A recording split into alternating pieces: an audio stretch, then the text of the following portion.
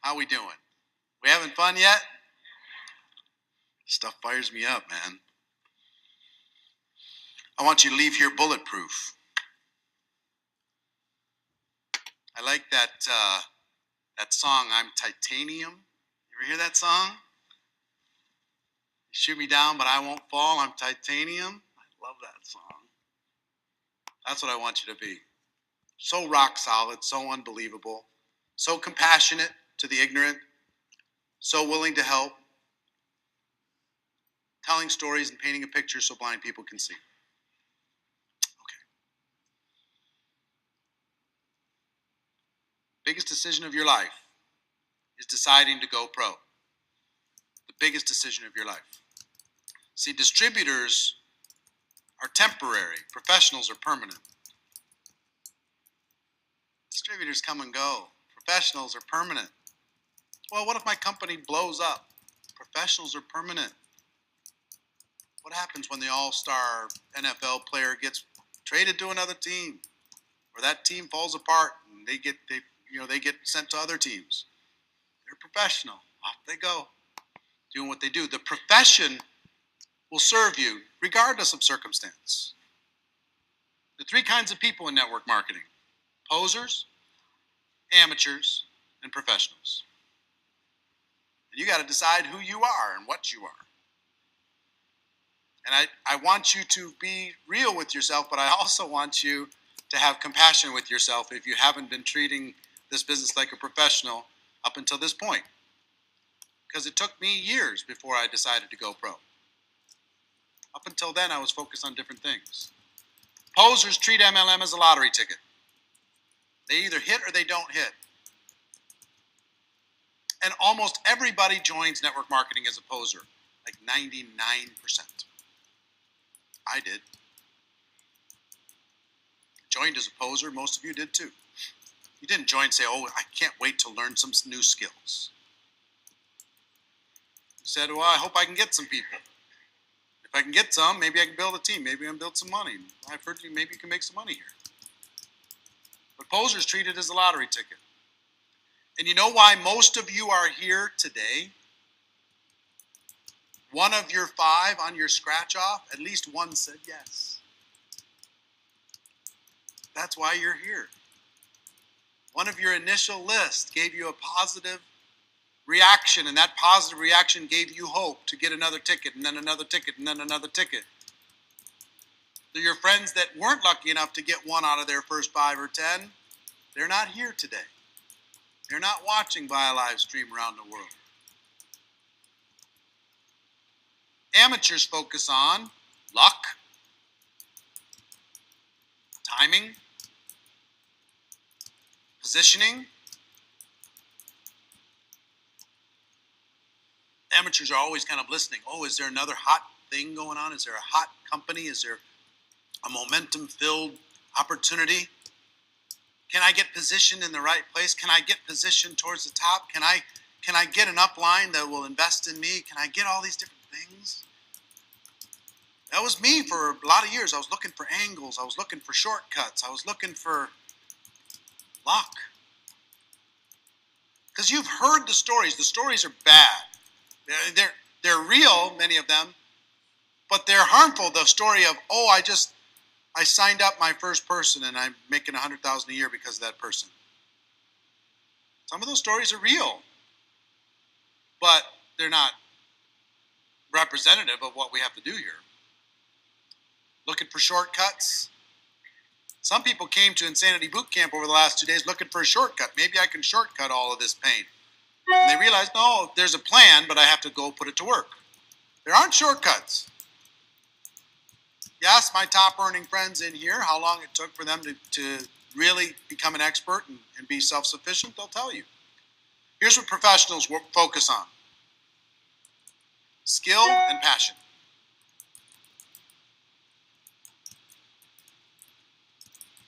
Skill and passion.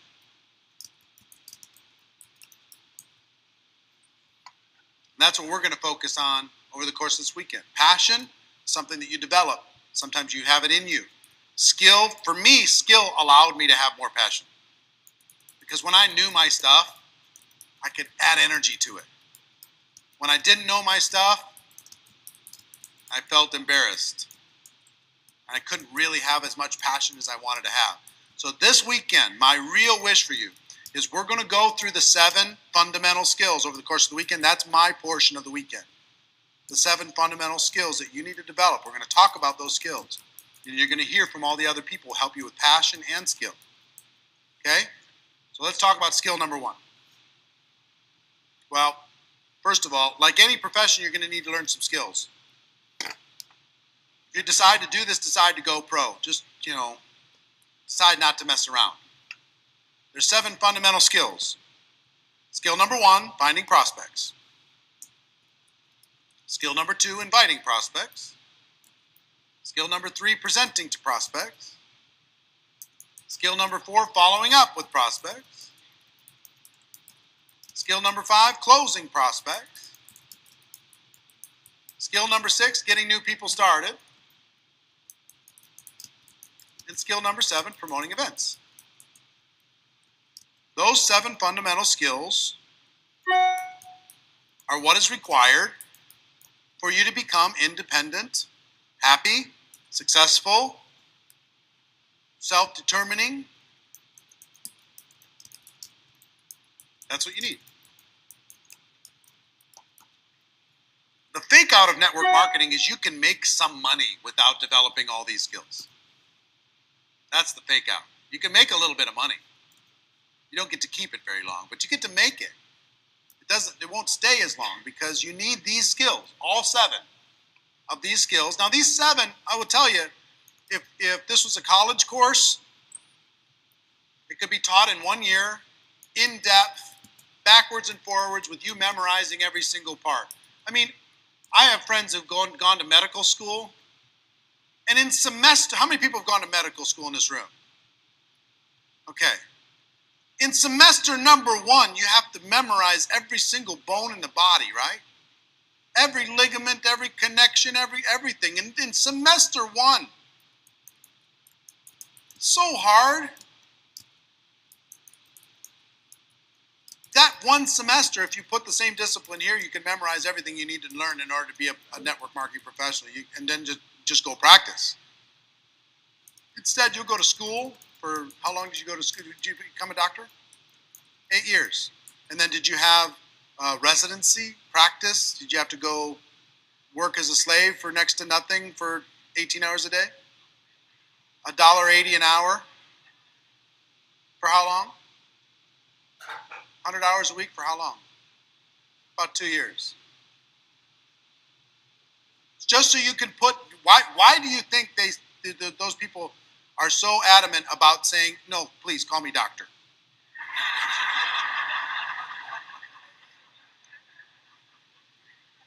I earned that DR, buddy. 10 years of pain.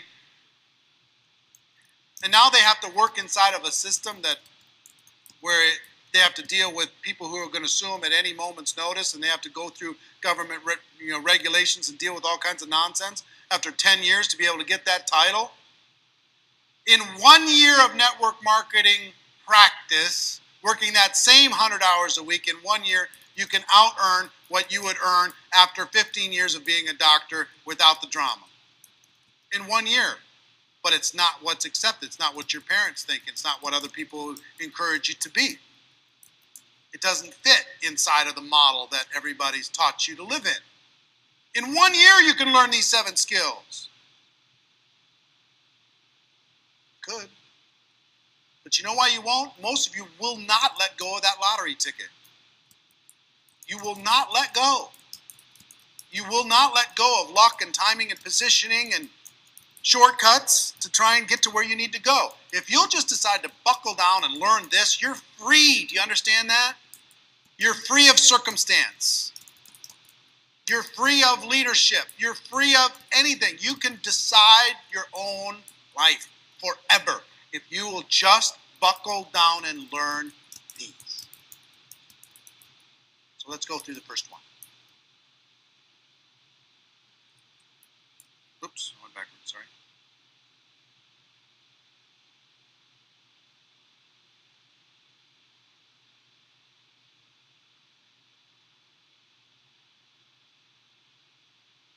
Finding prospects.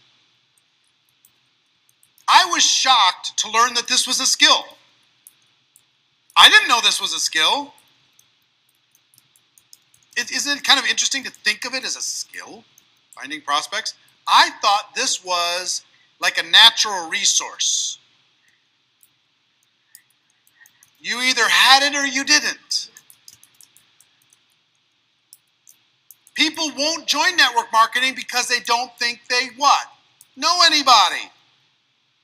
It's not about a natural resource. It's about a skill. People think, well, if you know a lot of people and if you're influential, well then network marketing is yours. But if you don't know a lot of people and you're not influential, you can't succeed. This is a skill. It's not a natural resource. It's a skill. Learning how to find prospects.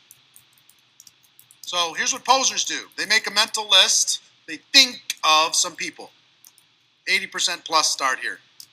They make a mental list. Yeah, I know I should write it down, but I got it. It's right here. It's right here. I got it. Everything I need is right here. You're not the boss of me. Back off. Amateurs make a written list.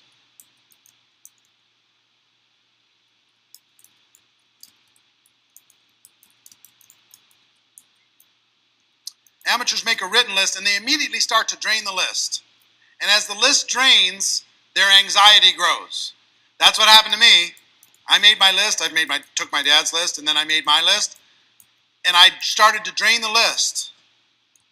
I've heard that there's 3 pearls out of every 100 oysters.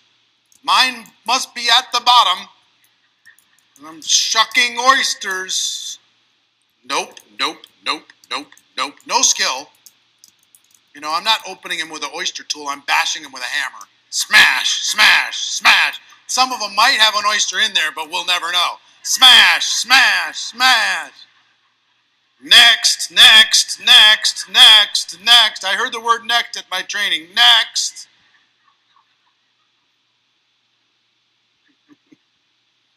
Smashing in every direction. Hulk smash. That's what amateurs do. They go through the list and their anxiety goes, I'm going to run out. And when I run out, I'm done. It's over for me. Guess I just didn't know enough people. 7 billion on the planet, but guess I just didn't know enough. It never dawned on me that this was a skill until probably 3 years in. It never dawned on me that here's what professionals do. They create what I call an active candidate list. It's not a list that they build and they start to drain. A lot of people have big problems with network marketing because of warm market. Oh, I don't want to talk to my friend. I want to talk to my family. Code word, I've done this before and they're not going to accept me. Right? Warm market is not where we end up. It's where we start. We practice with them, and we got some friendly faces, and we have something we believe in, a product or service or opportunity we believe in, we share it with them. If we do it professionally, we're going to get one result. If we do it as amateurs, we're going to get another result. Almost everybody does it as posers, not even amateurs, with no skill, and they don't get that good a result. And once they run out of warm market, they're done. It's over. Professionals create an active candidate list. So here's some steps to going pro. Number 1, make a comprehensive list. Everybody goes on your list. Every single person goes on your list. Empty your mind on paper.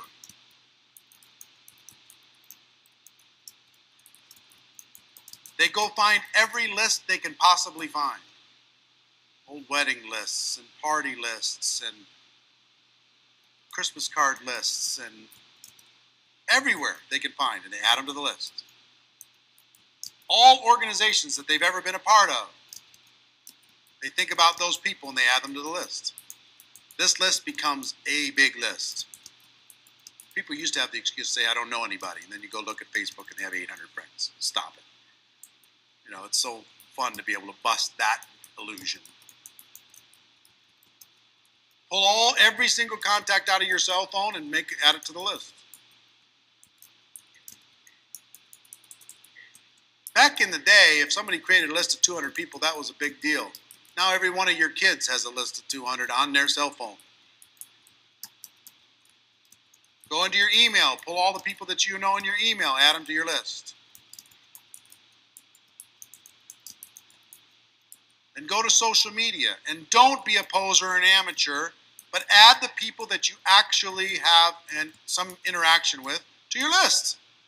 People you'd say, they're a friend. They're not just somebody that I don't know because I really, really wanted to max out my friend list at 5,000, so I started adding everybody. So, social media, add those people to your list. Do not prospect them there. Just don't do it. Talk about how we invite people in the next step. But add them to your list. Next, after you've made your comprehensive list, this is just step one. If this was taught in a college course and you were going to be graded by how many people you had on your list, and you really needed the grade, how many people could you have on your list? I mean, come on. We play these little funny mental games. If I gave you $1,000 for every person you put on the list, how many people you could put on the list? I mean, all this stuff just to get you to do what you should do because you're acting like you're in 6th grade and not in the real world. I mean, come on. Is it okay if I'm honest this weekend? Is that all right? All right, good. Next step. Oops, I went backwards again. Doggone it. Sorry.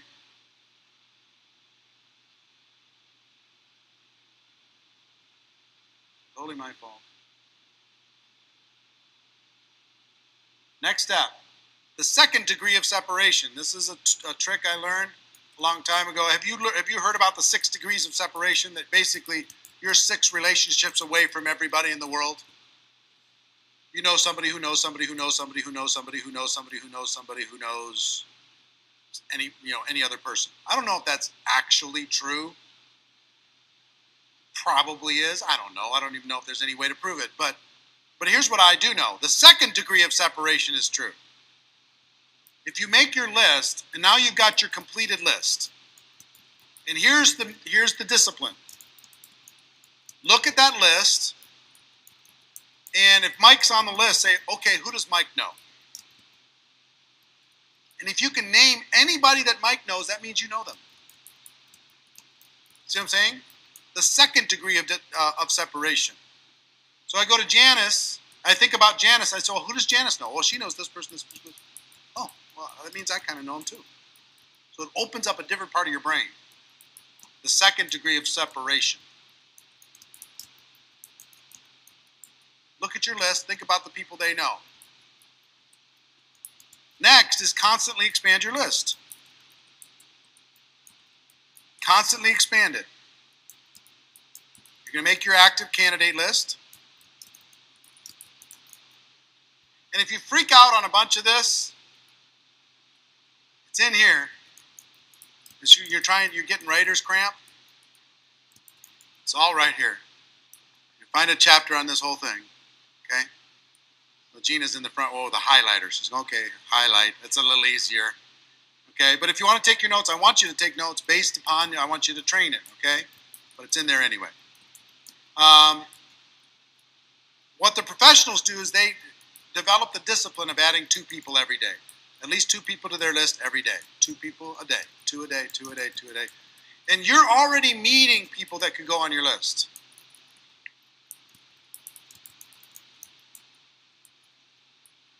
Everybody goes on your list.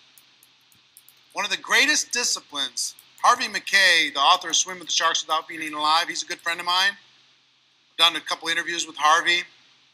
He's the most network guy I know. He's unbelievable. I'm going to give you a couple secrets of his networking style. One is his dad sat him down at age 19 and said, Harvey, today from now until the day you die, every person you meet, you're going to get their contact information. You're going to make a little note about them, and you're going to find a creative way to stay in touch. Every person you meet. forever. Today his list is about, and these are just organic lists, not Facebook friends, 14,000 people he has contact information from. 14,000. Now think about, here's one of the things where I have to forgive myself. Because I've been bad at this my whole career. Terrible. If I would have started at age 23, with how many hundreds of thousands of people I've met, people who've moved on, their company blew up, something happened, but if I would have stayed in touch, the opportunities would be, I'd be earning millions a month. Just from the relationships.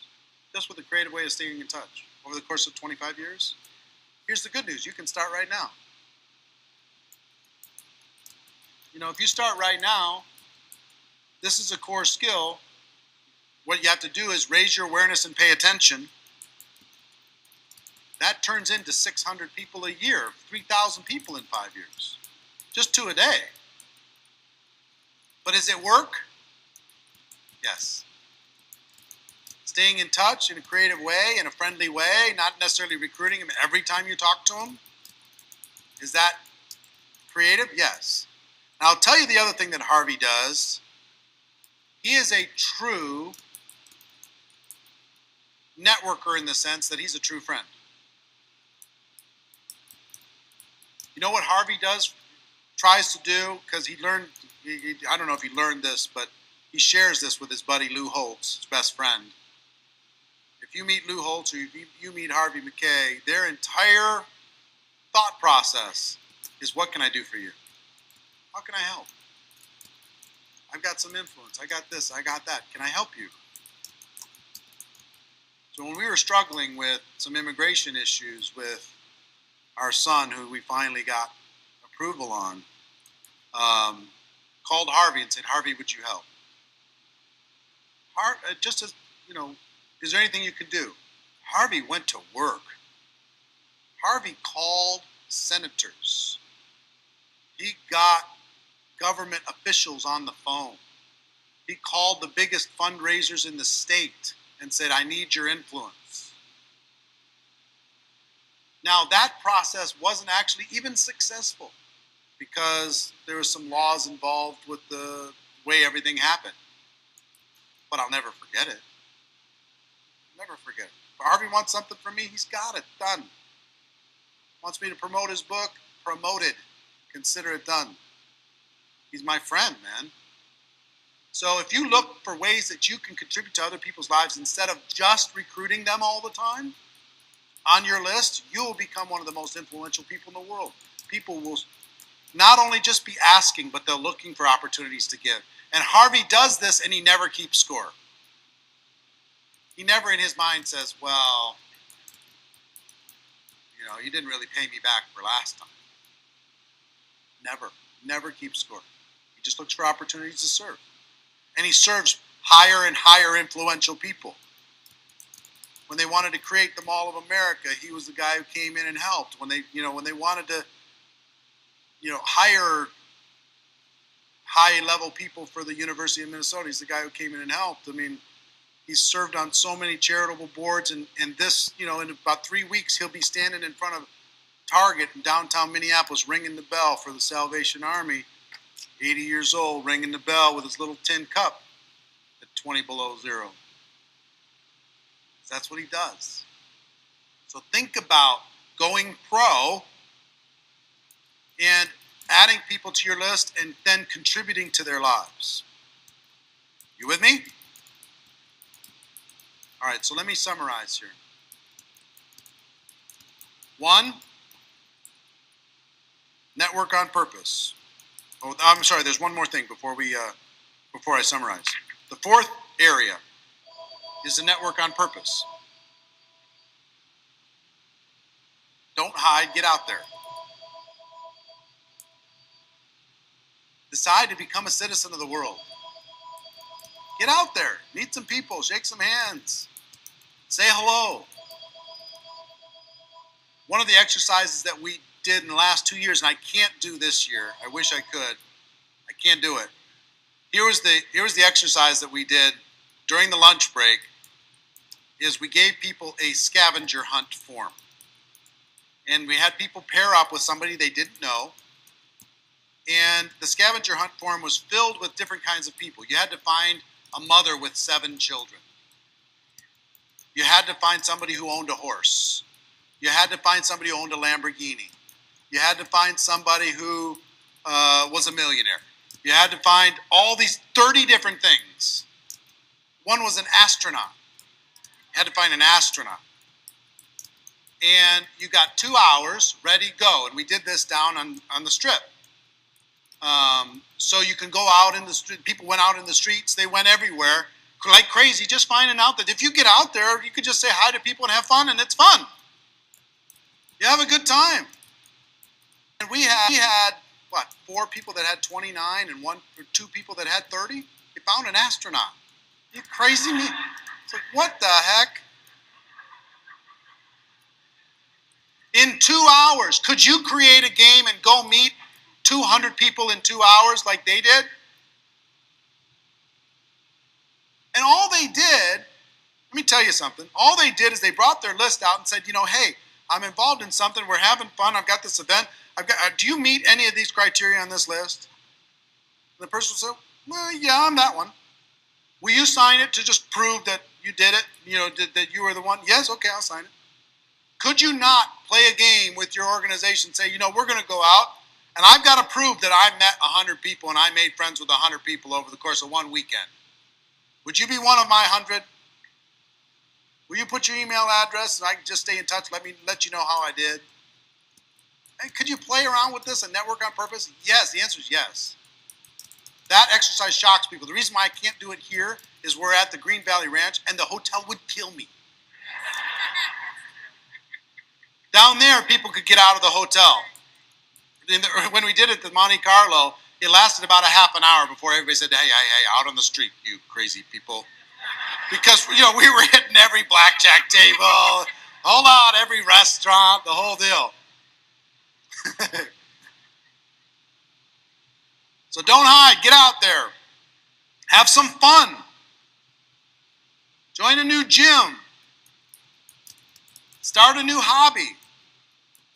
And don't just start it and just say, hey, I'm glad to be on the bowling league. I want to share an opportunity with you in our first game. I'm saying get out there and live a bigger life. When the time is... No, but here's what I do know. If you make friends, friends know what the other friends do without you having to pitch it. They know. They'll say, how's this working? What's going on? What are you doing? And then you can tell them, now you're not the one being the predator. Volunteer for an important cause. That'll change your life. When I say volunteer, I don't just mean, you know, go.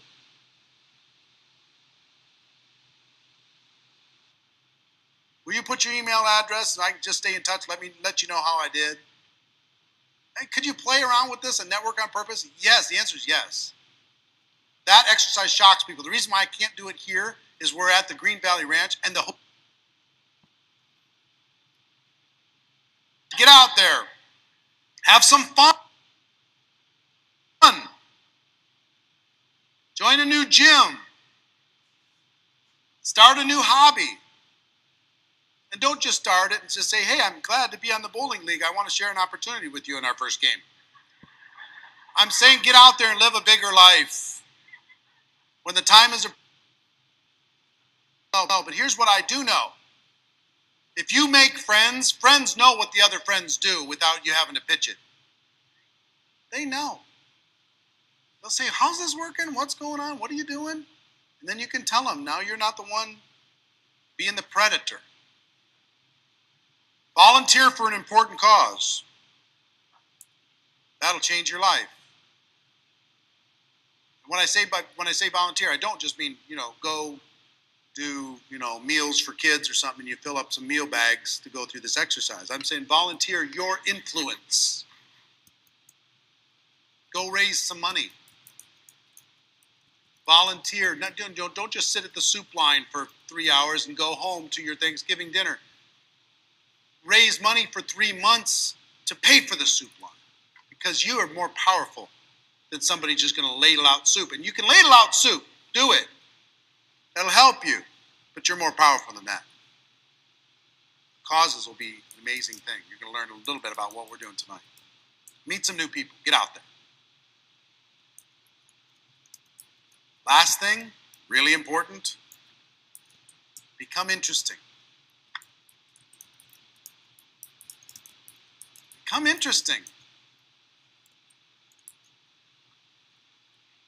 Well, I'm not very interesting. Change that.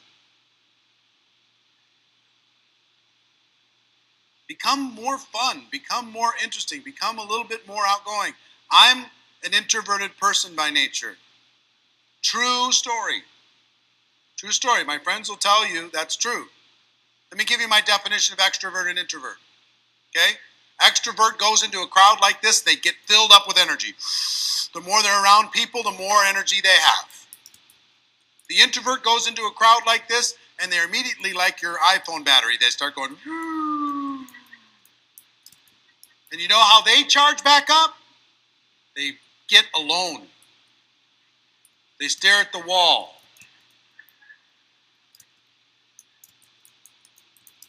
You know what I mean? That's me. When I'm done with this, I'm up for this weekend. I am all in. As high octane as I've ever been in my life and will ever be, maybe. But what I will tell you is, come Monday, don't call me. On Monday, Tuesday, and Wednesday, I'm going to be sleeping. I'm going to be drooling and staring in the corner. Slowly, the battery charge is going to start in my toes, and it's going to work up to my head. That's me. But for this weekend, I can meet everybody. I'm assuming everybody I see in the hall is part of the group, so I'm saying hi and high-fiving. They might not even be part of the group. High five, man. I'm going. We're out there having fun. Get out there. Be interesting. Be fun. Be that life of the party. Even if you're going to be tired afterwards. Right? Even if you're going to be tired. Like last night at the VIP dinner, I was tired. But I still went around to every table, and we took pictures, and we high-fived, and we had fun, and overlooking the fountains in the Eiffel Tower restaurant. It was just amazing. Awesome. But I needed to go back to my room and stare at the fireplace for a little bit. Last night, I really did. Marina's like, you okay? I'm like, I'll be okay.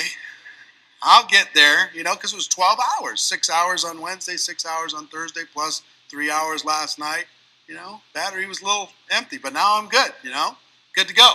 So become interesting, become fun. Go get out there. Now, so 1, you're going to make a comprehensive list. 2, the second degree of separation.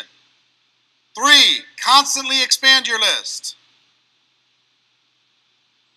And 4, network on purpose. Network on purpose. Got it? This is a skill. And we'll know if you're serious about this skill, if by the end of this weekend, your comprehensive list has been reborn. One of the best things I would suggest everybody do at every single event, redo your list. Make a fresh list. It'll refresh your brain looking at the old tired list. Make a new list. Think about the second degree of separation. Think about how you've expanded and what you're going to do to expand it. And I know I've got somebody who's really becoming a pro if they're adding 2 a day. Network on purpose. Get out there. Become interesting. Become fun.